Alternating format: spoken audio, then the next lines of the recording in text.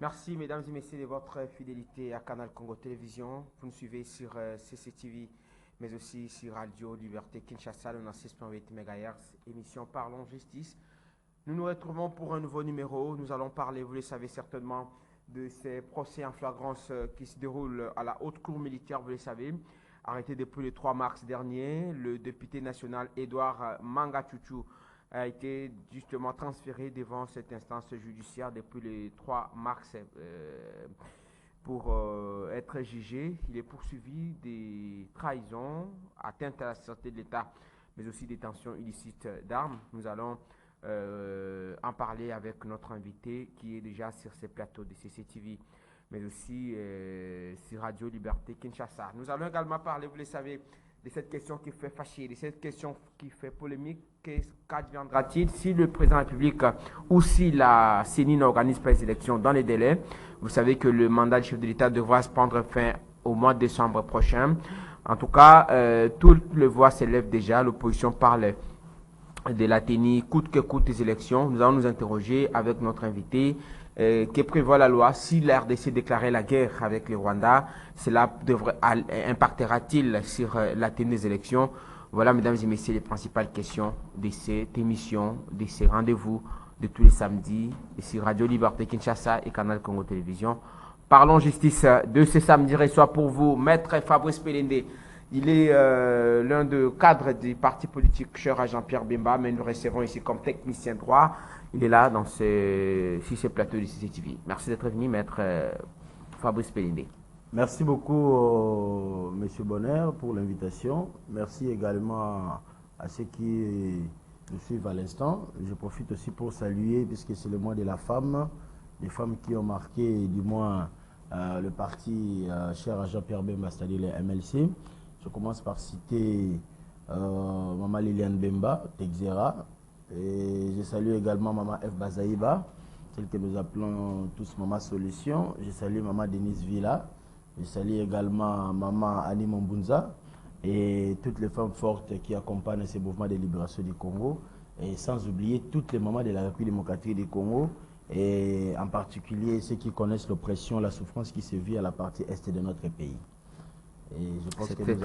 C'est très important ce que vous avez relevé. Un débat constructif. Victimes de violences sexuelles, parfois des enfants qui ne vont pas à l'école. Tout à fait.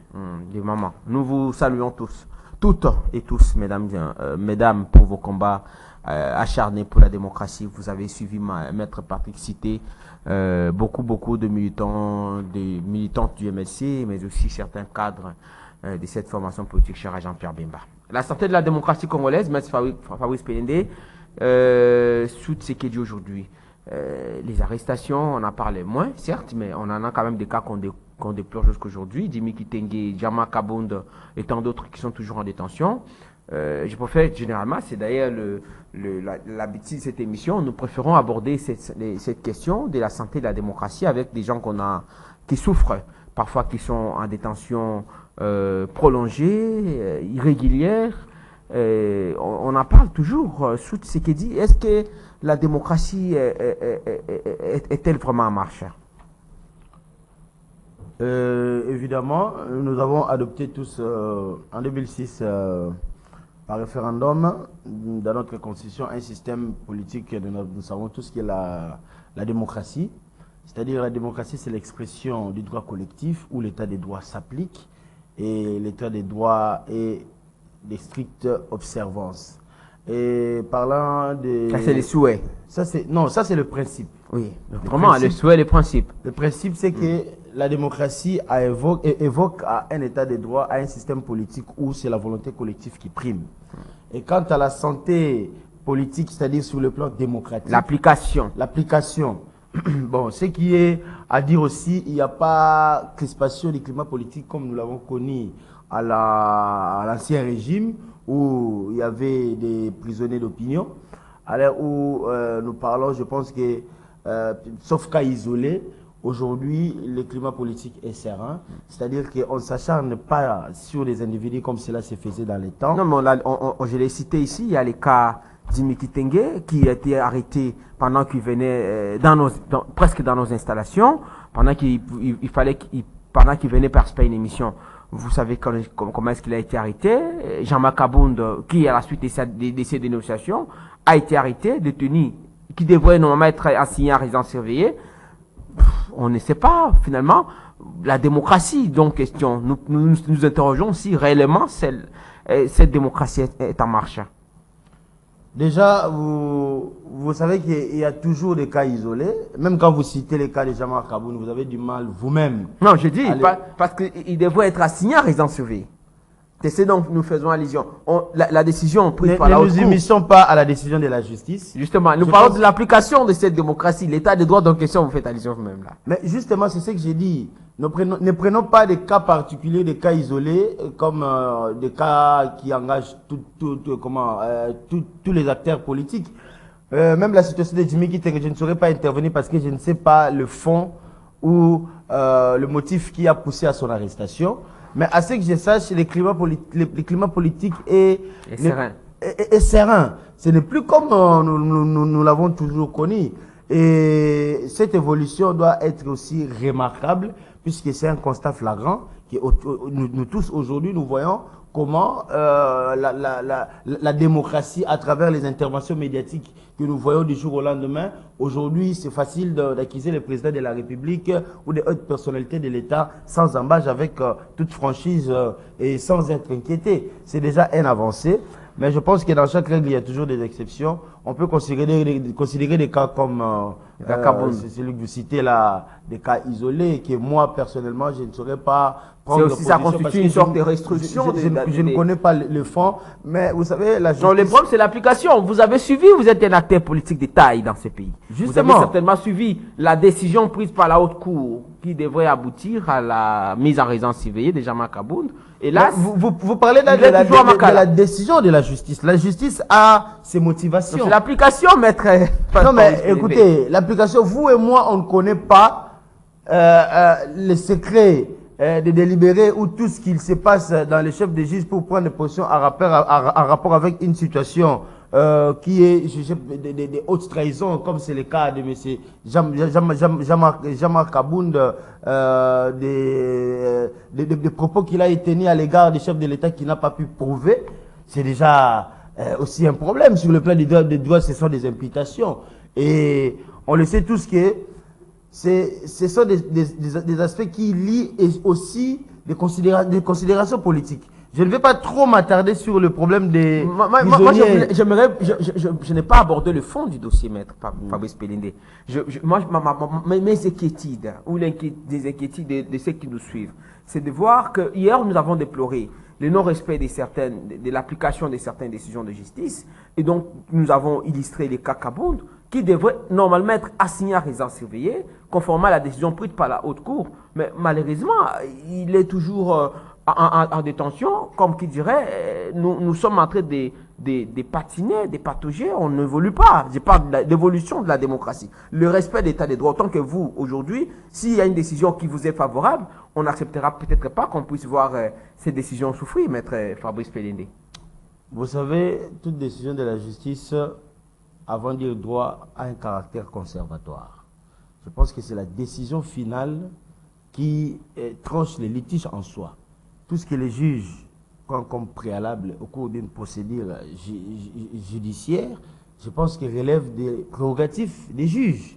Ils le savent pourquoi. Aujourd'hui, on peut vous placer à résidence surveillée, mais quelques temps après, une information peut arriver qui met à mal cette résidence surveillée ou qui laisse à croire qu'il y a des éléments susceptibles de vous mettre dans une situation qui mettrait encore à mal la justice. Les juges sont souverains. Il y a séparation du pouvoir. N'allons pas nous immiscer dans la position ou les décisions que prennent les juges. C'est pourquoi je vous dis, si nous devons aller cas par cas, ça serait très difficile parce que chaque cas a ses particularités. Merci. Alors, s'il faudrait évoluer, parce qu'on doit aborder les premiers sujets de l'émission, nous l'avons évoqué tout à l'heure, le cas du député, l'honorable Edouard Mwanga Chouchou, je l'appelle l'honorable jusqu'à preuve du contraire parce qu'il continue de bénéficier de ses immunités. Mais le problème aujourd'hui, c'est s'il faudrait tenir concrètement, maître Fabrice Pelinde, sur le plan de droit, on peut dire qu'aujourd'hui, la démocratie congolaise est en marche, où la liberté d'expression, tout ce dont vous avez fait allusion, sur ce qui est dit, il y a une évolution. avant qu'on puisse aborder les sujets de l'émission, les fonds du mouvement? C'est d'abord tout à fait particulièrement délétère de constater que c'est un représentant de la nation, un élu du peuple, soi-disant, on le supposerait ainsi, puisque nous savons comment... J'aimerais que vous concluiez sur l'état des droits en RDC. Non, mais vous donnez un point de vue par rapport à Tshisekedi. Nous allons aborder ces sujets tout à l'heure liés au député Edouard Manga Tutu. On va suivre les reportages avant d'y revenir. Mais j'aimerais d'abord que vous donniez votre point de vue globalement. Sur Tshisekedi, on peut dire que, contrairement, comme vous l'avez dit, il y a une évolution intense par rapport à la démocratie, par rapport aux libertés d'expression et tout ce dont vous connaissez comme technicien de droit. Je vous ai dit ici, nous constatons à la décrispation des climats politiques où il n'y a plus des arrestations relevant de l'opinion de chacun. Ça, c'est aussi un élément de taille. Et l'état des droits, c'est l'état où le droit est appliqué au vrai sens du mot et à tous les domaines de la société. Sur le plan administratif, sur le plan administratif, sur le plan judiciaire, tout ce qui est matière qui est liée au droit sur le plan économique, sur le plan financier, doit être respecté. Sur le plan des droits civils des citoyens, tout ce qui est relevant du droit doit s'appliquer. Les droits des individus. Donc on constate que c'est ça qu'on appelle un état de droit, voilà, où la justice est impartiale, où la justice s'applique conformément au texte. D'accord. Où on ne fait pas, on n'est pas face aux sentiments liés aux individus ou aux prétentions liées à certains pouvoirs politiques. Merci beaucoup, Maître Fabrice Pende. Nous allons suivre cet élément de reportage. Cet élément de reportage réalisé par nos confrères. Alors, on va rapidement aborder alors les sujets en question, mais signale que le man n'est pas encore prêt. Nous parlons de cette arrestation opérée depuis le 1er mars dernier. Vous l'avez certainement suivi. Il fait l'objet des jugements en procédure de flagrance depuis le 3 mars.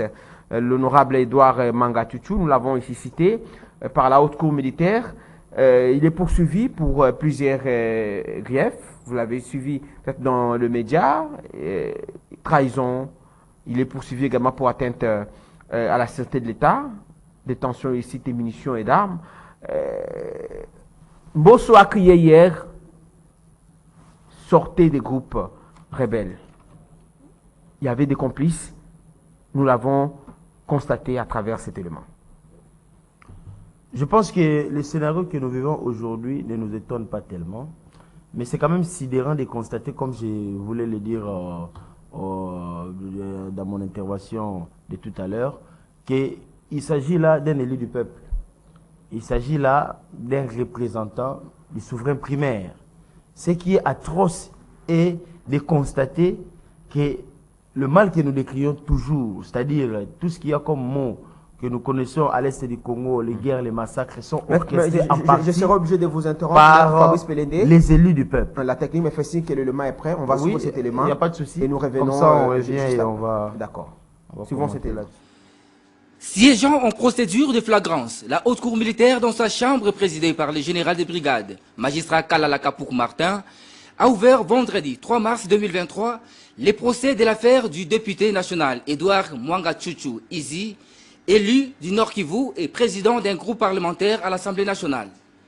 L'auditeur général, ministère public près la haute cour militaire qui l'a amené en cette procédure précitée, s'est fait le devoir, conformément à la loi, de présenter à la haute cour militaire les faits reprochés aux prévenus. On retiendra de l'organe poursuivant que le prévenu député national Manga Tutu Edouard a été interpellé et arrêté par les services des renseignements le 1er mars 2023 après une perquisition faite en sa résidence de la Gombe à Kinshasa en présence de son épouse Umubera Mukabaranga Manga Tutu. Plusieurs effets, tant militaires que autres, ont été découverts par les 10 services des renseignements.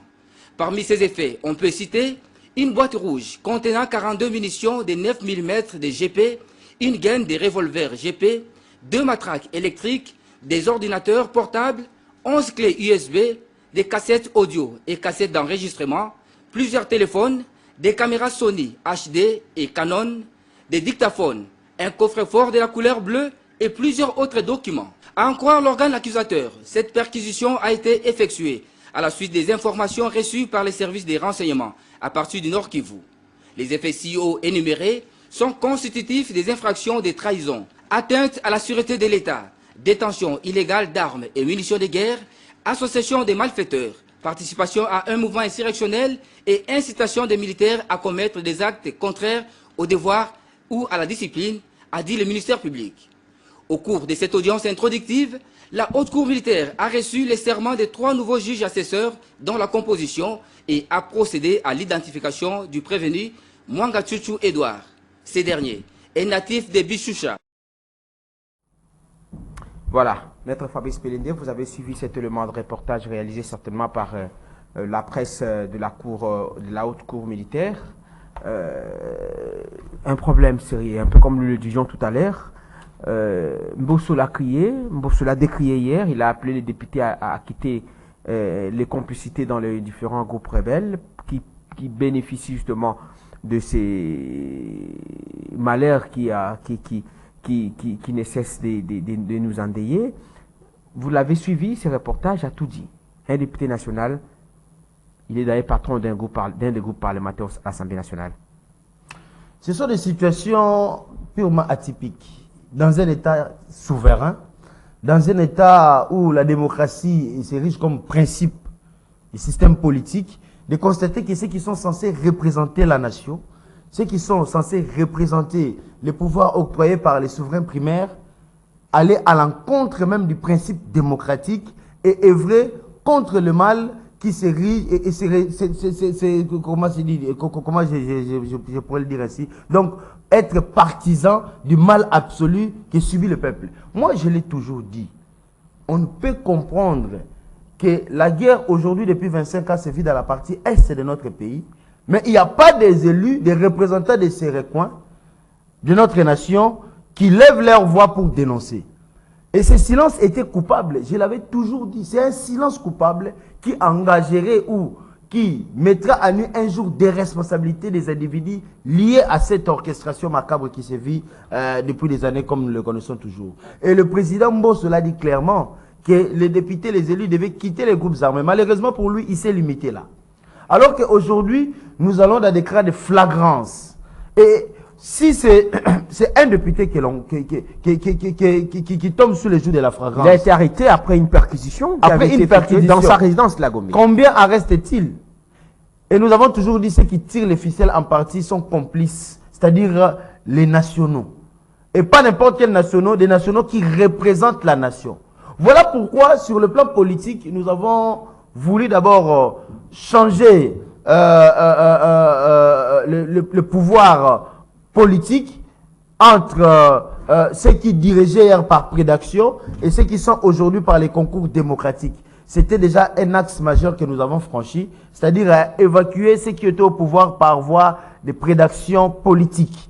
Mais aujourd'hui, il reste encore un grand travail à faire, c'est-à-dire évacuer ceux qui sont dans les institutions de la République, comme le Parlement, le Sénat, qui proviennent également de ces pouvoirs de prédaction. Avec qui, pour ne pas parler politique, avec qui il collabore aujourd'hui, pour dire vrai?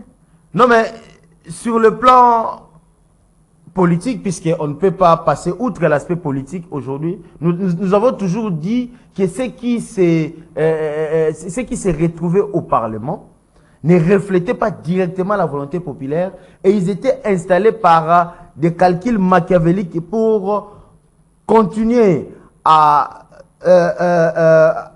faire maintenir notre pays dans cette situation que nous connaissons à travers des personnes qui jouent un double jeu, si je peux le dire ainsi. Parce que ce que nous constatons ici aujourd'hui, non seulement ce sont des cas atypiques, mais c'est extrêmement grave pour une nation qui se dit démocratie. On peut alors confirmer la thèse selon laquelle la guerre de l'Est se constitue une véritable guerre économique qui profite à beaucoup, même au Congo, comme qui dirait, il y a des complices sur le plan interne.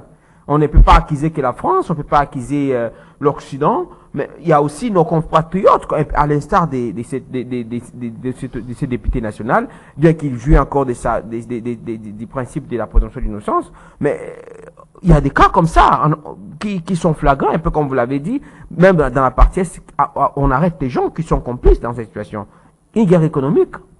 Ce sont des faits qu'on connaissait déjà, qu'on n'avait pas de preuves matérielles pour étayer toutes ces présomptions.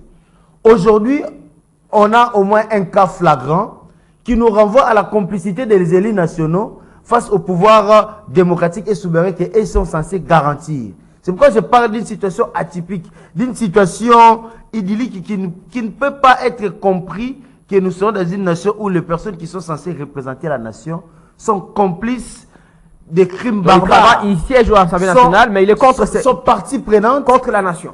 Il siège valablement à l'Assemblée pour représenter le peuple qu'il tue. Mais cette situation, je ne sais pas. On a même suivi ce matin qu'hier, on a découvert encore des caches d'armes dans une de ces concessions. Tout à fait. C'est absolument paradoxal. C'est ambigu même de constater que celui qui est censé défendre la souveraineté d'un État s'érige en complice. Et avec des preuves telles que nous l'avons constaté là, puisqu'il s'agit de la haute trahison, l'atteinte à la sûreté de l'État, il y a plusieurs chefs qui ont été retenus contre ces députés, l'association des malfaiteurs. Vous voyez que c'est une boîte à Pandore aujourd'hui. L'État congolais doit se pencher sur ces dossiers de manière à faire éclater la lumière, et je demanderai ou je suggérerai que ces procès soient rendus publics et médiatisés pour qu'en fin de compte, nous retombons dans la situation où nous avons toujours soupçonné les représentants, les élus de notre pays, de la partie Est être complices. Aujourd'hui, tout cela se matérialise. Parce que comment expliquer, on tue votre population, bien que c'est la population congolaise, mais vous êtes directement d'abord rallié à cette population parce que c'est eux qui vous ont représenté. Mais il n'y a aucune langue qui s'élève dans la partie Est relevant ou venant des autorités nationales, c'est-à-dire des députés qui représentent cette population. C'est quand même factice. C'est quand même désolant de constater que, au lieu qu'on attende la réaction permanente des députés de la partie Est du Congo, aujourd'hui nous assistons à un silence total. Et plus fort encore, nous découvrons qu'il y a une complicité de mise à mal de notre pays à travers des perquisitions qui aboutissent à la découverte des caches d'armes, et pas n'importe quelle arme, des armes de guerre, des armes léthargiques, des armes qui peuvent vous permettre de conquérir des territoires. Et si ces gens-là se cachent dans nos institutions, dans les plus hautes institutions de notre pays, comme le Parlement, voyez-nous où se trouve le pays. Même l'armée, donc, question, beaucoup parlent de l'infiltration au sommet même de l'État. Mais cette infiltration au sommet de l'État, aujourd'hui, nous avons des preuves palpables, nous avons des preuves patentes. C'est-à-dire qu'on supposerait que c'est un chef de guerre qui a aussi un milice organisé, qui change de casquette. On déplore très souvent la situation de savoir comment nos militaires, les rebelles se retrouvent avec les tenues de nos militaires réguliers, ils se retrouvent avec de mêmes armes, avec les mêmes informations. Mais les preuves sont là. C'est là où tout se matérialise. Je pense que c'est une situation extrêmement grave pour ce pays de constater qu'un député national est partie prenante d'un conflit qui tout le Congo, toute la nation a toujours décrié. Et ces gens-là, nous illustrer les images et ces gens-là siègent au Parlement. Je pense que ça doit servir d'exemple pour frapper fort. Pour moi, je pense que c'est la plus haute trahison depuis que nous avons commencé à fustiger la responsabilité coupable de ceux qui représentent la population. C'est outrancier. C'est un cas extrême qu'on ne peut pas passer outre, que tous les Congolais doivent être attentionnés. Savoir connaître l'histoire de ces messieurs, ses origines, comment il est devenu député, qu'est-ce qu'il a fait dans sa vie, qui sont ses complices. Et je suis sûr qu'il n'est pas le seul. Je suis sûr que c'est un maillot de la chaîne qui a été mis à nu. Parce qu'aujourd'hui, si le pouvoir de l'autre côté, c'est-à-dire du pays voisin qui nous adresse, ose lever le ton pour nous renvoyer l'ascenseur, vous avez vu le président Macron venir dire que si tout cela continue depuis 25 ans, c'est parce que vous-même, les Congolais, vous êtes responsables. Mais cette responsabilité, si nous sommes face à la communauté internationale, est établie. Comment on va expliquer à la communauté internationale, aux instances d'arbitrage, un député que nous-mêmes nous avons élu au Parlement est complice, était trafiquant des armes, était mentor des milices, et à la base d'une situation de guerre, d'une situation que nous dénonçons au sein même du Parlement où ces mêmes gens-là siègent. Quelle situation contradictoire, Quel paradoxe national. Et encore, j'ajouterai quel malheur pour notre pays. C'est extrêmement grave. Donc, j'en attire l'attention de toute la population congolaise. Ce qui se passe aujourd'hui, vous savez qu'il n'y a pas de cas isolés en matière de crimes de guerre. Nous devons considérer ces personnes déjà comme partie prenante à tout ce que nous avons décrié. Et on suggérerait qu'il y aurait un tribunal. Mais nous avons déjà des personnes qui sont reconnues coupables avant même qu'il y ait l'installation de cette justice pour condamner tout ce qui est comme massacre à l'est du Congo. Cette justice que nous continuons à attendre et nous continuons à plaider pour qu'il s'installe en fait Maître Fabrice Pelende sur macabre. Je vous ai vu comment vous déployer là, avec l'image du prétoire déjà là en tête. Non, ça fait mal. Alors, nous allons aborder justement cette question parce que vous en parlez tout à l'heure, la complicité, mais on sait que nous sommes agressés par le Rwanda et tout le monde en parle.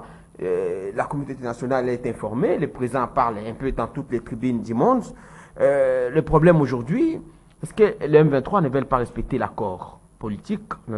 Du coup, ils sollicitent l'application, ils insistent, ils revendiquent l'accord du 2009, du 23 mars.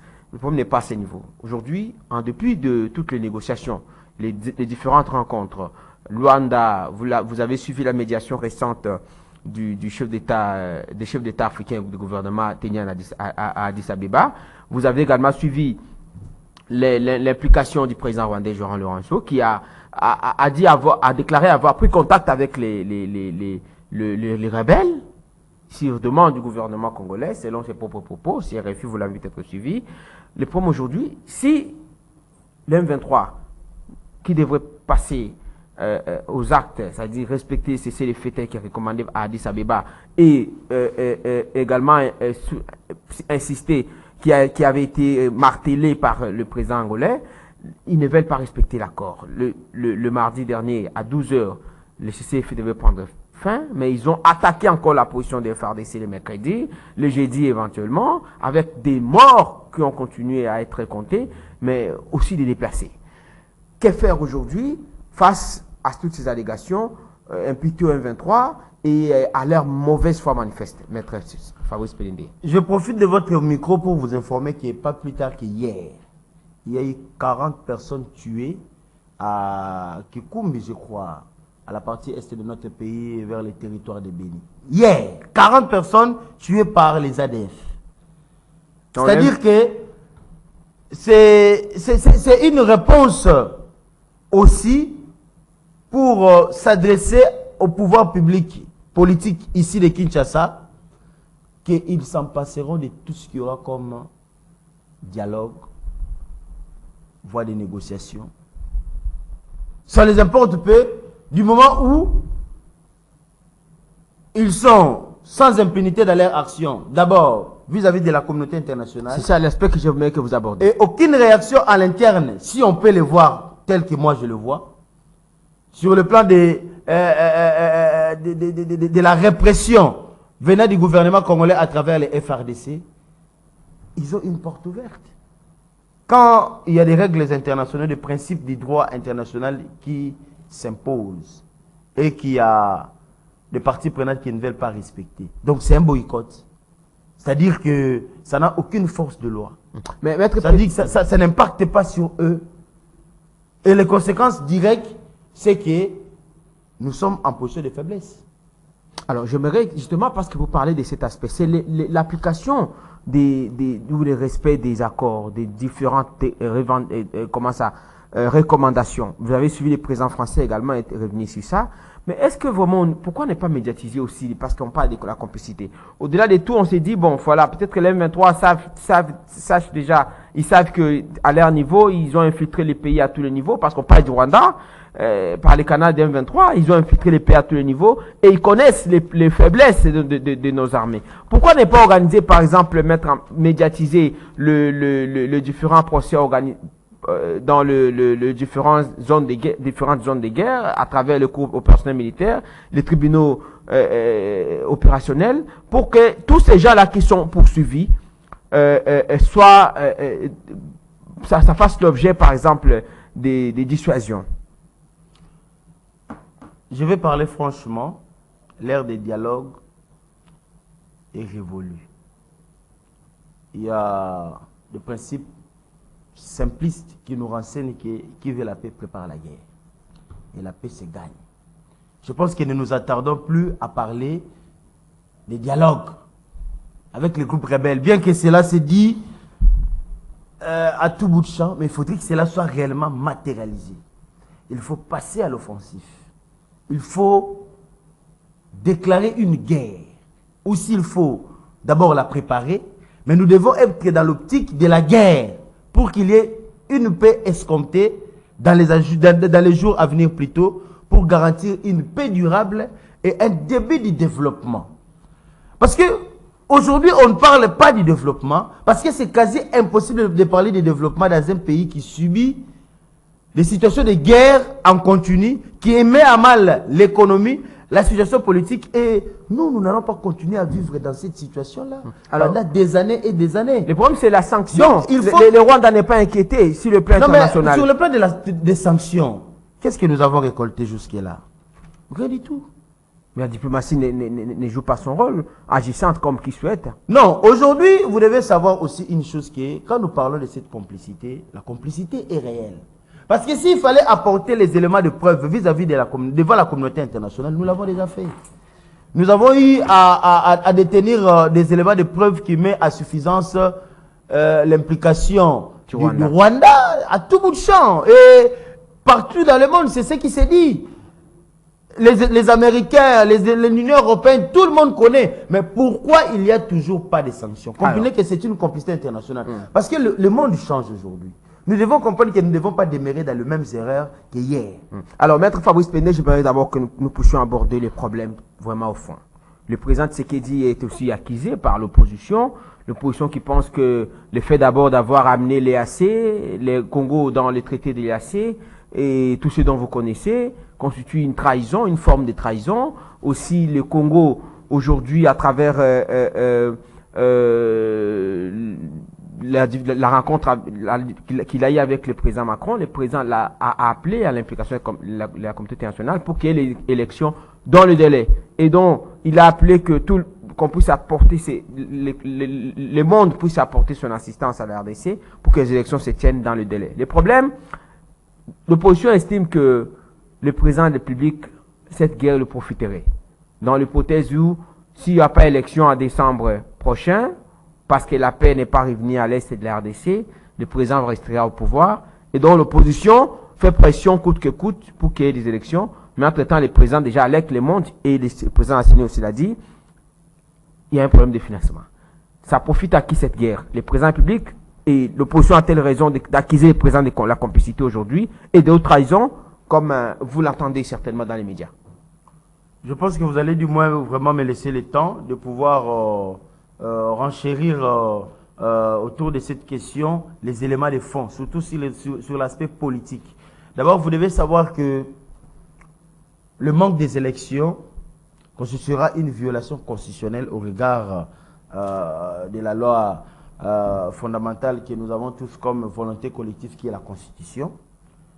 Et les élections est une obligation constitutionnelle qui relève de la volonté du souverain primaire qui doit renouveler la classe politique qui donne comme mandat pour 5 ans à ceux qui veulent qu'il les dirige. Et nous le savons tous que cette guerre n'a pas commencé aujourd'hui. Et nous avons organisé aussi des élections dans des moments où le pays était agressé. Et le manque d'organisation des élections ne profitera pas au pouvoir en place. Et le manque d'organisation des élections mettra en mal ce processus que nous avons eu à nous engager pour débouter les réfractaires, les détracteurs qui dirigeaient par procuration, par voie de prédation l'ancien pouvoir. Aujourd'hui, nous avons pu écarter ceux qui étaient au sommet, c'est-à-dire M. Kabila qui dirigeait le pays avec tout ce que nous avons eu à connaître comme complicité liée à l'infiltration que nous dénonçons aujourd'hui. Mais il y a les gens de Kabila qui sont encore là dans les institutions que nous devons impérativement poursuivre ce démantèlement et les empêcher de revenir au Parlement en 2023, c'est-à-dire au mois de décembre de cette année. Mais si nous n'envisageons pas atteindre ces objectifs, c'est-à-dire que la lutte que nous avons menée ne trouvera jamais son salut. Parce que ne pas vouloir organiser les élections, c'est ouvrir une brèche et demander aux gens que nous combattons aujourd'hui de se consolider et même faire revenir Kabila. Alors, c'est ce que j'ai dit, la guerre à l'Est de la RDC, l'opposition pense que c'est léger de Tshisekedi, parce qu'il fait venir toutes les forces étrangères dont vous faites allusion. Il y a la force EAC dont vous connaissez mieux peut-être que moi. Il y a l'UAC et le Burundi et tant d'autres forces qui sont déjà sur nos territoires, qui ne font rien. Mais le président de la République continue à donner des promesses aux Congolais. Le problème aujourd'hui, Kagame l'a même dit dans la ligne de ses interventions, l'idéal pour Tshisekedi aujourd'hui, c'est de rester là et faire semblant qu'elle est agressée. Je parle de la nation congolaise, la RDC donc. Vous savez, c'est ni le Burundi, ni le Rwanda, ni l'Ouganda, ni la force de EAC qui va sortir le Congo dans cette situation. Il faudrait vraiment que les gens les retiennent. Seul le Congo peut se libérer à travers des partenaires privilégiés parce que nous sommes un État souverain. Nous devons exercer cette souveraineté à travers des coopérations qui nous profitent. Je n'ai jamais vu un État être soutenu par la Russie et perdre la guerre. En tout cas, depuis, je connais l'histoire de l'humanité. Vous êtes partant? Je vous donne juste des grands signaux. Je n'ai jamais vu un État être soutenu par la Russie et perdre la guerre.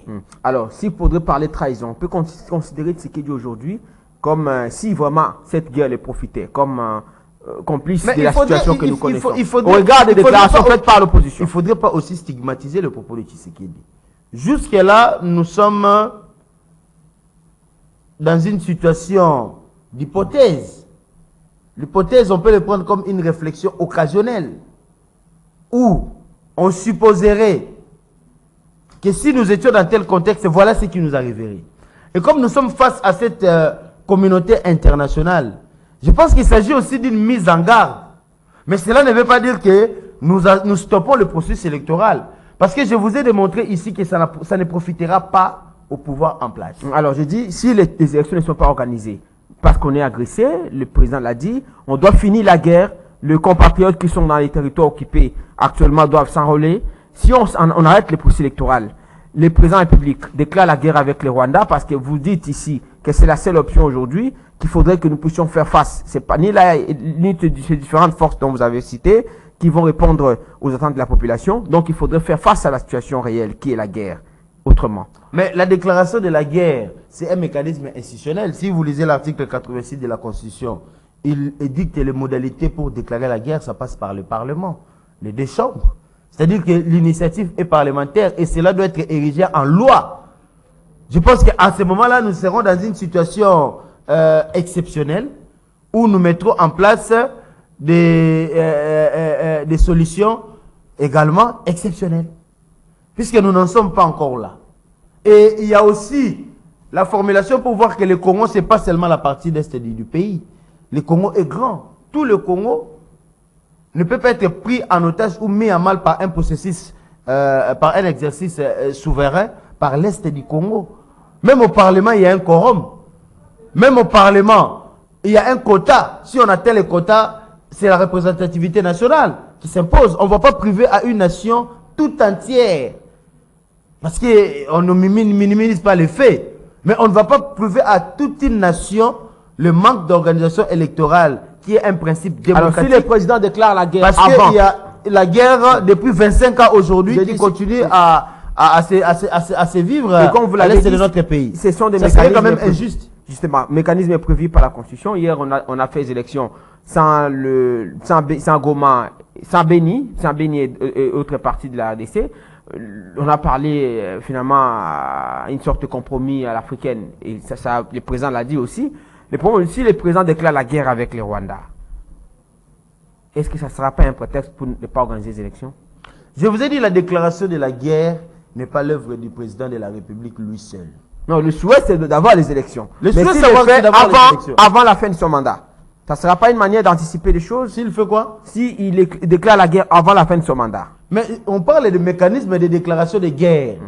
C'est une émanation de la volonté collective. Ça va impacter et c'est initié par les représentants du peuple, c'est-à-dire les députés, les parlementaires et de l'Assemblée nationale et du Sénat. Le chef de l'État prendra une ordonnance pour parachever ce processus de déclaration de guerre.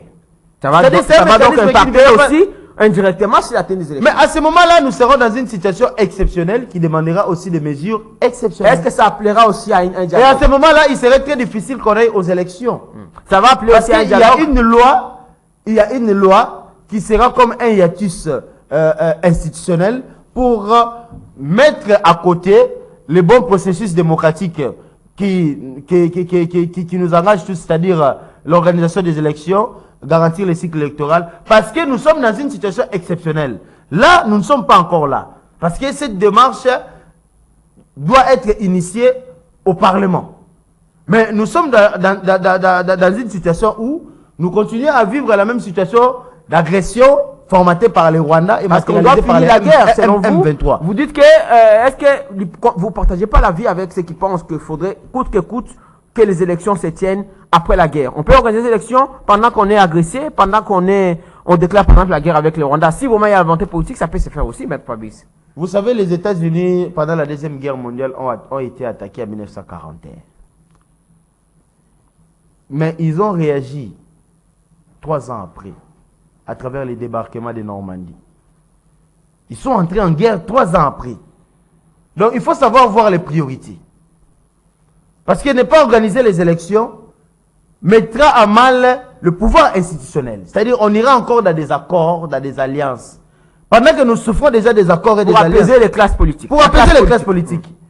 Et il y aura comment je peux dire, un pouvoir politique partagé. Un peu comme on l'a fait en 2016. Un peu comme en 2016, même un peu comme, je peux me rabattre même à 1+4. Et on sera en même temps en train de négocier avec les politiques à l'interne et faire la guerre. Ça sera encore une situation confuse. Moi, je proposerai. Il reste 8 mois pour qu'il y ait organisation des élections. La guerre, on la prépare. On peut minutieusement préparer cette guerre en mettant en place d'abord des institutions qui consolideront le pouvoir politique en place. La légitimité. La légitimité. Pour ne pas souffrir de cette crise de légitimité, il faut consolider d'abord. J'ai aimé votre analyse, tout à fait. Bien que membre de l'Union sacrée, mais en votre casquette de juriste, vous avez une autre époque que je vois autrement. Non, mais je suis quand même nationaliste. Nous aimons notre pays. On doit réfléchir pour ces pays. Et on doit aussi apporter des solutions. Parce que la guerre, on sait quand ça commence, on ne sait pas quand ça finit. Ça risque de nous prendre 10 ans. Ça risque de nous prendre plus de temps. Et nous le savons si bien qu'il y a des multinationaux, des pays étrangers, c'est-à-dire complices de cette guerre. Nous venons même de condamner la France à travers l'arrivée de Macron, qui s'érige aussi en complice et qui le fait au vu et au su de tout le monde. C'est-à-dire que nous risquons d'entrer dans un grand piège politique où les pays risquent de s'embraser. Vous faites le résumé de tout ce que nous avons dit à Lingala. Commençant par la situation du député Edouard Manga Tutu. Vous l'avez suivi à travers le Camboto Tukoloba, il y a audience procédure à flagrance sur Bako Landelae. Pour le Matali, aux trahisons, atteinte à la sécurité de l'État. Puis, détention, il y a armes et munitions. Au lundi, reportage autour de Kakiango, Awana Yolongo, Bakangi Uto Mokolo Yambo. Il y a le 1er mars, kasi le 3, Batindji na haute cour militaire, Baosambi Sae, Pona Makambo, Bako Landelae. Lobi Moussa Lobaki, Bobi Manaba groupe armé, Kalelo, Ibandi Kambango, Ningo Tukolobawa. Au lobi pe Kambetali, Toko Banga ke maponomi salema, te soki maponomi salema, isalimite, mibeko elobi nini. Soki to sengi guerre na Rwanda lelo, et ke maponomi salimite, et ko profiter na nani, est-ce que le mécanisme nini to koko sala lelo, est-ce que to ke na maponomi, to bunisa pe kwa na mbalamoko, malobomboka yo, au lobi makambo, malobano na suka, to komi na suka. Pour la situation, il y a député Oyo Bakangiye Naba Minduki illégalement, Azali passible à haute trahison. Mais et là, on doit retenir et situation moko extrêmement grave. Parce que Mouto Bakangi Azali élu, il y a peuple, Azali Molobeli, il y a peuple. Yende Azali censé défendre volonté, n'a qu'à garantir souveraineté à peuple wana. Mais il y a comme eza mutu wana oyo bapona pour représenter peuple, yene mutu aza à la base, il y a crime oyo continuer na est à partir à Congo na biso. Donc eza situation moko neto lobaka na lopoto controversé, paradoxal et eza grave oyo sengi ke mutu wana basambisa ye en public, procès na ye servir d'exemple et puis ezala et bandeli ya ko poursuivre oyo mbosa loba député babatami na ba groupe armé parce que situation oyo soki to gérer yango na bokebité et kozala mabe makasi na ba répercussion makasi et segeli na biso to sanctionner yango to montrer à la face du monde que non seulement tozola na ba complice ya libanda mais tozo kanga pe na ba complice ya kati et je suis rassuré que azaye mon côté baza ebele et ceux qui eza début à ko mettre à nu bato bazo nyoko la biso et que bazo siéger les sous na ba parlement ou eza censé ko représenter biso mboka na biso eza na situation ya bobangi ya bokebi sinon te to ko se connaître le pire parce que eza la grave que monguna abata mananda kuna yo oliaka na ye omelaka na ye mais oyebi te que ye mutu asa monguna parce que mutu wana ago bomo à tout moment. Voilà pourquoi les autres comme comprendre ba secret militaire o ezaki ya kuku et bimaka na poisa plan militaire o biso to organiser a rebelle a yebaka po bato bazoko diriger na kati ya mboka baza ba complice ya rebelle na bato bazo tinda rebelle ba Rwanda et pona kene na makamu ya maponami na koloba boy toza awa etikali biso pratiquement 8 mois pour organiser l'élection. Guerre o ebani ça fait 25 ans.